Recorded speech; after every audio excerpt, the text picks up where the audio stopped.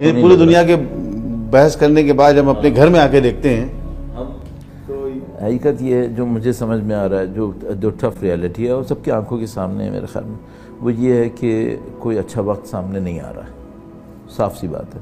وہ یہ ہے کہ بھئی ابھی ہم لوگ ڈرانے کے لیے کبھی کہتے تھے ڈالر 300 پہ آ جائے گا، اچھا ابھی جو آخری رپورٹ ہے میرے خیال میں 316 تو کراس کر گیا تھا، 316 تو میرے خیال میں جا چکا تھا، چلا گیا تھا۔ تو میرا اپنے یہ خیال ہے کہ فی الحال تو مجھے کوئی چیز نظر نہیں آ رہی جو پاکستان کے اندر غربت یا پاکستان کی مشکلات کو کمی کا سبب بن پائے۔ فی الحال تو ایسی کوئی چیز نظر نہیں آ رہی۔ جہاں تک یہ مسئلہ تھا کہ سی پیک ہوگا اور یہ ہوگا اور وہ ہوگا، وہ ہونے کو تو بہت کچھ ہو سکتا ہے، یعنی اگر یہ بات کریں کہ پوٹینشل کیا ہے، اس میں کوئی کمی نہیں ہے، اس میں پاکستان بہت آگے ہے، لیکن پوٹینشل تو ہونا تو کافی نہیں ہوتا۔ انویسٹر کو کانفیڈنس چاہیے نا، گراؤنڈ ریالٹی بھی تو ہونی چاہیے۔ آپ کے پاس ٹھیک ہے، آپ کے پاس سونے کی کانیں ہیں، لیکن ان کو کھودنے کے لیے بھی تو کچھ چاہیے بالآخر۔ تو جو پرابلم یہاں پر ہے، جو اس وقت پاکستان میں پرابلم ہے، ایک تو یہ کہ ہم لوگ ایک چیلنجنگ انوائرمنٹ کے اندر پھنس گئے، ہر چیز تبدیل ہو رہی ہے، ہم بھی اس میں پھنسے ہوئے ہیں۔ اکانومی کے پیٹرنز چینج ہو رہے ہیں، پہلے فیول بیس اکانومی تھی، فوزل فیول بیس اکانومی تھی، پیٹرو ڈالر سارے کام کر رہا تھا، صحیح 30 سال تک اس پیٹرو ڈالر نے پوری دنیا کو اٹھا پٹخ میں ڈال دیا۔ نو اٹ از گون، اب ختم ہو گیا معاملہ۔ وہ جو پیٹرو ڈالر کا بابا تھا سعودی عرب، وہ خود پریشان ہے کہ بھائی مجھے کیسے پیٹرو ڈالر اکانومی سے اپنے آپ کو بچانا ہے، خود سوئچ کرنا چاہ رہا ہے، خود سوئچ کر رہا ہے، ٹھیک ہے۔ تو اب مثال کے طور پر پاکستان جیسا یہ 50 سال چلاتے رہے، 30-40 سال تک کہ بھئی ہم زرعی ملک ہیں، چلو بھئی زرعی ملک ہیں، کب تک چلاؤ گے؟ پھر بھائی کہ بھئی نہیں اب تو ایک انڈسٹریل ریولوشن آ رہا ہے، ایوب خان انڈسٹریل ریولوشن لے آئے تھے اور یہ تھا وہ تھا، وہ بیڑا غرق لگ گیا وہ نیشنلزم کے اندر جب نیشنلائز کیا سارا۔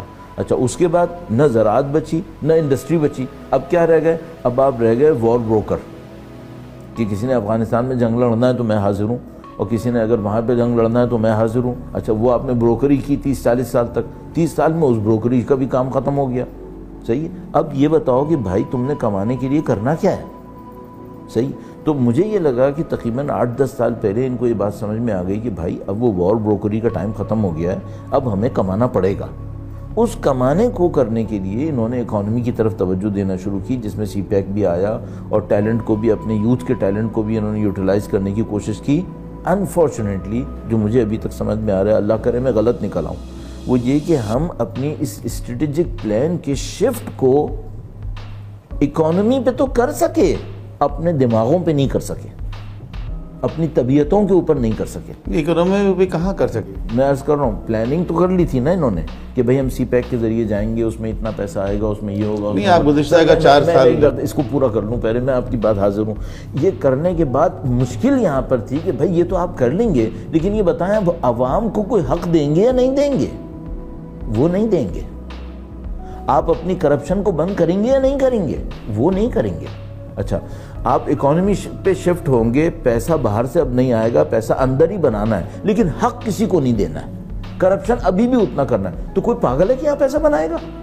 یعنی کوئی اتنا دیوانہ ہوگا کہ میں یہاں پہ پیسہ لگاؤں گا، میں یہاں پہ پیسہ بناؤں گا، اور تم کرپشن کر کر کے اپنے لیے سوئٹزرلینڈ میں اور امریکہ اور انگلینڈ کے اندر فلیٹس اپارٹمنٹس خریدتے رہنا، ٹھیک ہے، اور تم میری کمائی کو چوری کرتے رہنا، اور میں پھر بھی یہیں پہ پیسہ لگاتا رہوں گا۔ کون اتنا کریزی ہے؟ کون اتنا پاگل ہے؟ وہ سعودیہ بیٹھا ہوا ہے، وہ نیون بنا رہا ہے، وہ پتہ نہیں وہ ڈی لائن بنا رہا ہے، لیکن اس کے سامنے ایک پرابلم آئی ہوئی ہے، انویسٹر آئے گا کیوں؟ تمہارا جمال خشوگی کا ریکارڈ ہے، تمہارا اپنے بھائیوں کو اٹھا کر جیل میں ڈالنے کا ریکارڈ ہے، ٹھیک ہے، اور تم یہ کہہ رہے ہو کہ دنیا سے باہر کا ایک انویسٹر آ کر میرے ملک کے اندر انویسٹمنٹ کر لے اور میں اس کے ساتھ ریلائبل پارٹنر رہوں گا۔ کون تم پہ اعتماد کرے گا؟ صحیح ہے۔ اب انہوں نے چائنا کو کہا کہ نہیں ہم کر کے دکھائیں گے جو کچھ بھی۔ پاکستان کے ساتھ جو ڈائلیما ہے وہ یہ کہ بھائی جو ٹریڈیشنل کنونشنل ریسورسز تھے پیسے آنے کے، وہ نہیں آ رہے، اب آپ کو اندر سے بنانا ہے، اندر سے بنانا۔ اب دیکھیے پہلے باتیں ہوتی تھی ٹورزم باہر سے کتنا آئے گا، پھر کنفرم ہو گیا کہ بھائی باہر سے آئے نہیں آئے، پاکستان کا اپنا ٹورزم بہت ہے، تمہارے پاس 22 کروڑ آبادی ہے، اس کو کہیں ہلنا ہے، یہی تم ہلا لو نا تو یہ بہت پیسہ بنا رہے ہیں۔ لیکن سر ٹورزم تو اس وقت ڈیولپ ہوگا جو تم پبلک کو عزت تو دو۔ اگر پبلک کو جوتے کی نوک پہ رکھا ہے تو وہ ملک کہاں سے اکانومی میں ترقی کرے گا؟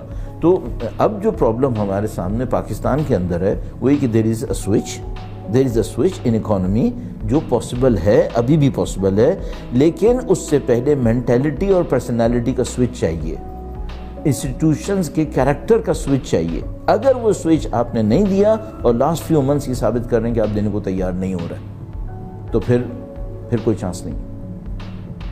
لیکن یہ جو گزشتہ اگر آپ دیکھیں مثلا 4 سال میں بھی دیکھ لیں، اس سے پہلے جو عمران خان کی حکومت تھی، تو جتنے انہوں نے کنٹینر پہ باتیں کی، پریکٹیکلی وہ سب کچھ نہیں کر سکے وہ۔ اچھا، ان کے کتنے تو صرف ان کے منسٹر چینج ہوئے، فائنانس منسٹرز، ٹھیک ہے۔ بعد میں انہوں نے کہا کہ جی ہمیں اندازہ ہی نہیں تھا کہ یہ ایسا ہوگا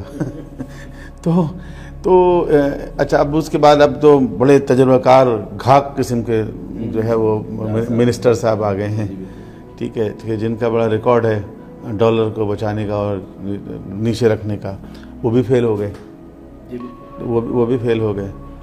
تو ہم ایک اچھا، پھر جو الیکشن کے حوالے سے ایشوز آئے، تو ڈو یو تھنک کہ یہ کوئی کانسٹیٹیوشنل کرائسس ہے یا یہ صرف پولیٹیکل کرائسس ہی ہے جس کو ایسے ہی کانسٹیٹیوشنل بنا کر پیش کیا جا رہا ہے اور اس کا رخ کسی اور طرف کیا جا رہا ہے؟ لوگ ٹی وی دیکھ رہے ہیں، ٹاک شوز دیکھ رہے ہیں، اور بس یہ چھوڑ کے چلے گئے، وہ چھوڑ کے چلے گئے، وہ پریس کانفرنس کر رہے ہیں، وہ بیان دے رہے ہیں، اور پیچھے سے جو ہے وہ بجٹ پیش کیا جا رہا ہے، پیچھے لوگ غربت اور جہالت اور بیماری اور بے روزگاری کا شکار ہیں، اور ہم جو ہے وہ ٹاک شو میں مزے لے رہے ہیں۔ جی، اصل میں جیسے میں نے عرض کیا، جو میرے نزدیک بنیادی ترین بات ہے وہ وہی ہے جو مثلا 4 سال پہلے عمران خان صاحب تشریف لائے، اور پاکستان کی اب یعنی بہت سادہ سی بات ہے وہ یہ کہ اگر اسٹیبلشمنٹ عمران خان صاحب کو سپورٹ نہیں کرتی تو انہوں نے آنا بھی نہیں تھا، اس طرح سے نہیں آنا تھا۔ اچھا، جتنے بھی لوگ عمران خان صاحب کے ساتھ کھڑے ہوئے وہ وہی سلیکٹیبل یا الیکٹیبل لوگ تھے جو جہاں اشارہ ملتا ہے وہ چلے جاتے ہیں اور وہ جیتنے لگتے ہیں، صحیح ہے۔ تو اس میں تو میرا خیال ہے ایک ہی پارٹی ہوتی ہے، حزب اقتدار، وہ ہاں وہ ان کی بس وہی ہوتی ہے۔ اچھا، وہ اس میں تھے، اچھا جب ان کو اشارہ ہوا کہ بھائی اب آپ نہیں ہو تو وہ نہیں ہے، تو یہ تو چلتا ہے۔ اچھا، اب اس میں یہ تھا کہ عمران خان صاحب تشریف لائے تو وہ بہرحال سپورٹ سے آئے تھے، وہ سپورٹ سے آئے، اور لیکن تیاری ان کی بھی نہیں تھی، تو اس کے بعد پھر ان کا فلاپ ہونا کنفرم ہو گیا۔ یعنی اگر وہ ابھی نہ اتارے جاتے اور 5 سال حکومت کر لیتے، اور 5 سال حکومت کرنے کے بعد ان کا کوئی ٹریک ریکارڈ پکڑتا کہ آپ نے ان 5 سال میں کیا کیا، تو میرا خیال میں کہ ان کی تو پاپولرٹی گری ہوئی تھی، وہ تو ویسے ہی ختم ہو جاتا، ویسے ہی ختم ہونا تھا، یہ تو بلا وجہ آئے بیچ میں۔ اس میں یہ تھا کہ یہ تو چلو جو کچھ بھی تھا، میرا اپنے خیال ہے جو ابھی میں عرض کرنے کی کوشش کر رہا ہوں وہ یہ کہ یہ چینج آف گورنمنٹ پاکستان کے اندر از ناٹ اے سولوشن،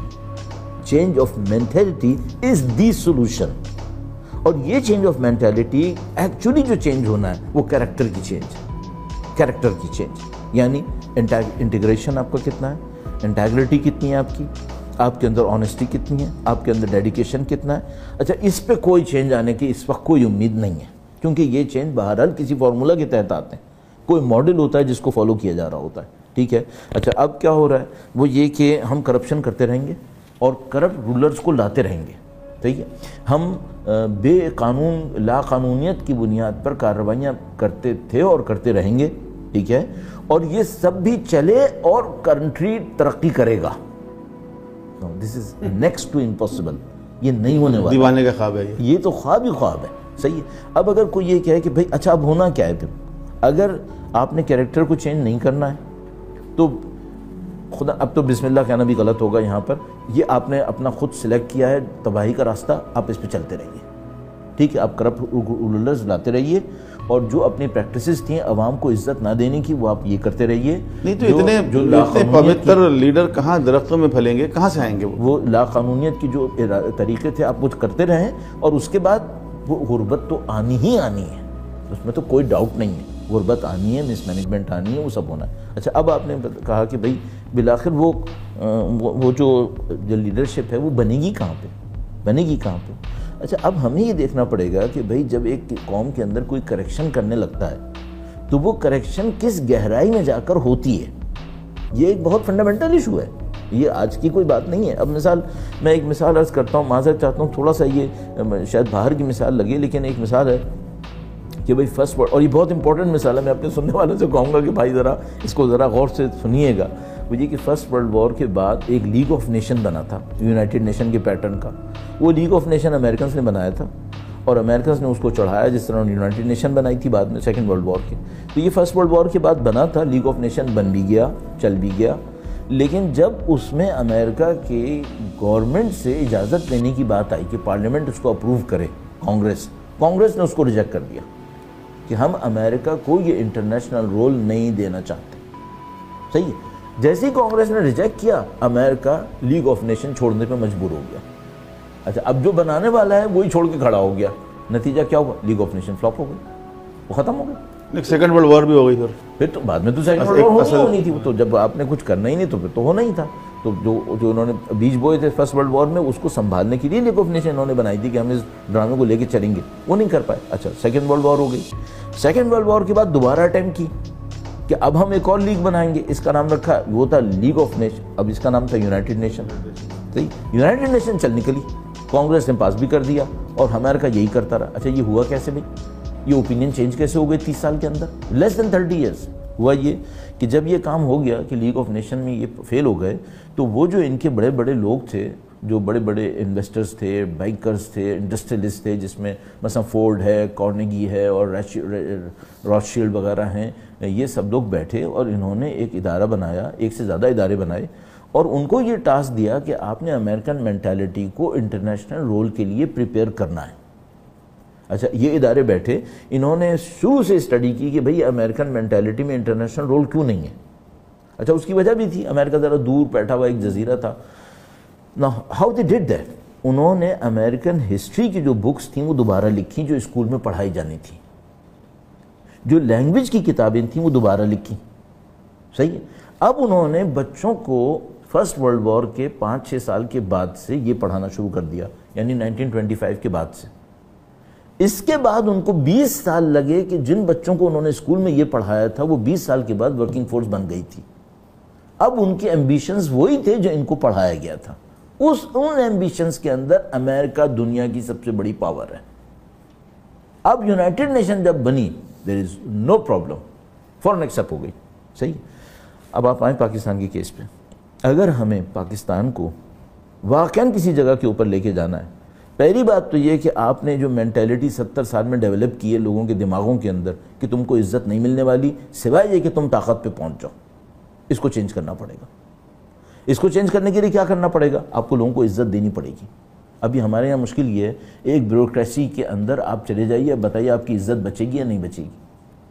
آپ کسی کورٹ کے اندر چلے جائیے، آپ دیکھیں آپ کی عزت بچے گی یا نہیں بچے گی. یوں لگتا ہے نعوذ باللہ تعالیٰ جیسے ہر جگہ پہ ہم نے ایک فرعون بٹھایا ہوا ہے، اور ہم فرعون طبیعت کو پسند کرتے ہیں کہ ہمارے سامنے فرعون بنے. تو وہ ایک ایک کا جو موٹریج چل رہا ہوتا ہے، 50-50 گاڑیوں کا ایک قافلہ چل رہا ہے. اچھا، جب آپ نے لوگوں کو یہ سکھایا ہے ہر طریقے سے کہ عزت اس کے پاس ہے جس کے پاس طاقت ہے، عزت اس کے پاس ہے جس کے پاس ڈنڈا ہے، اب آپ یہ کہو کہ جب پبلک کو 2 ڈاکوؤں کو مارنے کا موقع ملے تو نہ مارے، وہ تو اس کی لاشوں کو بھی مسلح کر دیں گے جیسا کہ کی ہیں لوگوں نے. ٹھیک ہے، تو آپ کو اگر واقعاً ملک بچانا ہے اور واقعاً ملک کو کسی جگہ پہ لے کے جانا ہے، بھائی کیریکٹر کا چینج چاہیے. اور کیریکٹر کے چینج میں سب سے پہلے ایک چیز کیا چاہیے؟ انسانوں کو عزت دینا شروع کرو. اچھا، جب اب یہ تو لوگ کہیں گے مولانا سینٹیمنٹل ہیں، وہ جذبات میں آ گئے. ارے بھائی، سارے کرپشن حل ہی عزت سے ہوتی ہے. کوئی قانون دنیا کا کرپشن نہیں روک سکتا.